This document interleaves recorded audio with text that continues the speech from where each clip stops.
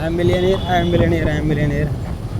ఇప్పుడు ఇజ్రాయెల్ మరియు ఇరాన్ల మధ్య భారీ యుద్ధం జరిగే ఛాన్సులు ఉన్నాయండి. అమెరికా కూడా ఎంట్రీ అయింది ఇందులో. రష్యా కూడా అటు ఇరాన్ తరఫున ఎంట్రీ అవుతుందండి. ఇది వరల్డ్ వార్కు దారి తీస్తుంది అనుకుంటున్నాం. యాక్చువల్లీ ఇది ఓన్లీ ఇట్లా బాంబులు వేయడం, అణుబాంబులు, న్యూక్లియర్ రియాక్టర్ అని అనుకుంటాను. ఇప్పుడు నెక్స్ట్ ఏదన్నా ఒక కంట్రీ చూడండి బయోవార్ యూజ్ చేస్తుందండి.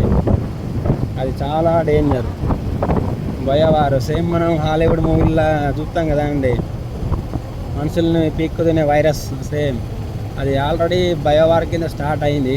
అది ఏ కంట్రీ మీద ఎత్తుందో ఆ కంట్రీ కానండి. అంటే వాళ్ళకి డిసీజ్ వచ్చి సేమ్ కరోనా టైప్ అనుకోండి ఇక. కానీ అది ఇంకా చాలా డేంజర్ ఉంటుందండి బయోవార్. అసలు ఏరే పడదు. ఇప్పుడు అసలు మనుషులు బ్రతకడానికి కూడా ఛాన్స్ లేకుండా చేస్తారు. అట్లా చేయడం వల్ల ఏమవుతుంది, ఒక కంట్రీ మీద ఆధిపత్యం ఇంకో కంట్రీ మీద ఉంటుంది. దానివల్ల చెప్పిన మాట వింటున్నారండి. ఈ న్యూక్లియర్ రియాక్టర్లు, అణుబాంబులు వేస్తే అందరం చచ్చిపోతాం, అది కామన్. కానీ బయోవార్ అట్లా కాదు కదండి. మనుషుల్ని అది దారుణంగా ఉంటుంది. మనం చూసే ఉంటాం ఇక అది హాలీవుడ్ మూవీస్లల్లో ఈ రక్తం దాక్కుంటా వైరస్ వ్యాప్తి చెందడం. అది రెసిడెన్షియల్ ఈవిల్ అనుకుంటా మూవీస్ హాలీవుడ్లో సీక్వెల్ వచ్చింది. సేమ్ అట్లనే చాలా డేంజర్ ఉంటుందండి. ఆ బయోవార్ కోసం ఆల్రెడీ న్యూస్లో వచ్చింది. ఎప్పుడు చెప్తలేదు బయోవార్ స్టార్ట్ చేద్దామని.